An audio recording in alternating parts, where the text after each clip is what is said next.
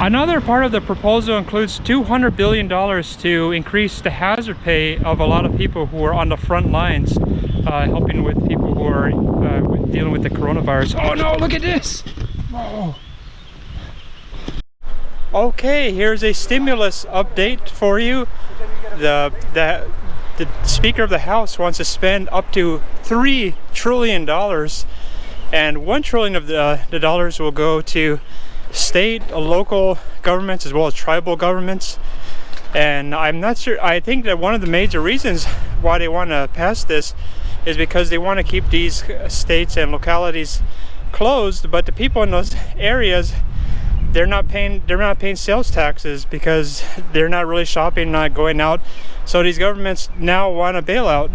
So that's one reason why the Speaker wants to spend $1 trillion handed to the state and local governments. Do you think there's a chance of that passing? $1 trillion is a bailout?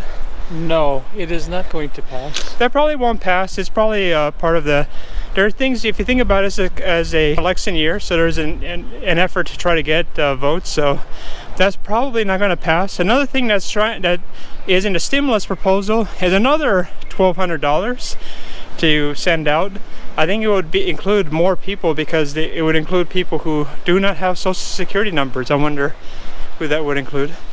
And why do they have that in there? So that they could say that the Republicans are against giving another $1,200. Could be. I think that because the truth is we do not have $1,200. I mean, the federal government does not have $1,200 sitting around waiting to hand out to you. I mean, there has to come a point in time where the economy does start up again. It would be to extend unemployment benefits as well all the way to January. Now, I think that's a little bit premature, considering that it's not clear that the unemployment rate will stay on the level that it is at the moment. So it seems a bit premature to say, well, we'll just give everybody the unemployment all the way to next year in January. It's a little bit premature. There's also measures in the bill to provide money for tests with regard to coronavirus, because there's been a lot of complaints lately. There have not been enough people who are getting the test, so there would be money to handle that. So if you would like to get more tests, that's part of the bill. Another part of the bill that I'm sure you're very excited by is there will be a post office bailout, because right now the post office is run only by the money that they get from sending letters from people paying to send letters in the mail and packages. But it's not enough to cover the current expenses, especially because the health care of the postal workers is very expensive, and they have it's an expensive measure right now that exists causing it to go bankrupt. So there will be a bailout for the post office. I'm sure you're excited about that.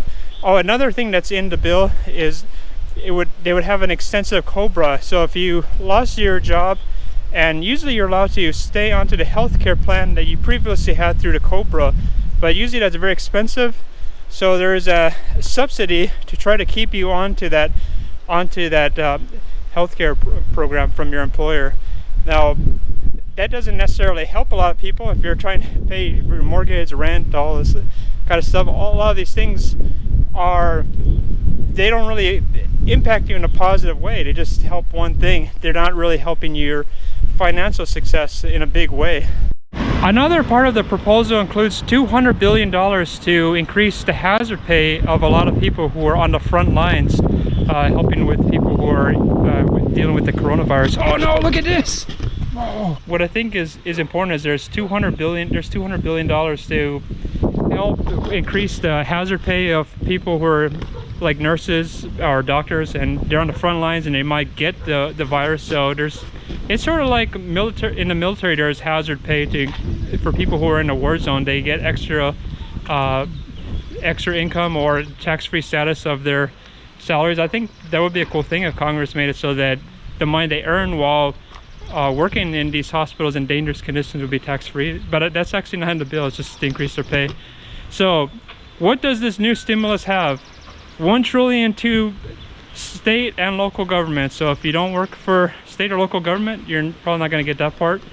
There is also the hazard pay, which I brought up.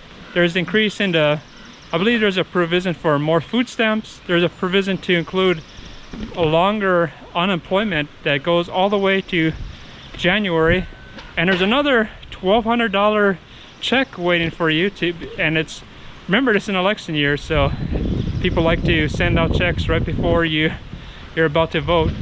But there's nothing like any kind of guaranteed $2,000 a month thing. It's more like something that people talk about on the internet, but I think even Congress realizes that's probably not going to pass anytime soon. So you don't wait for that to come about.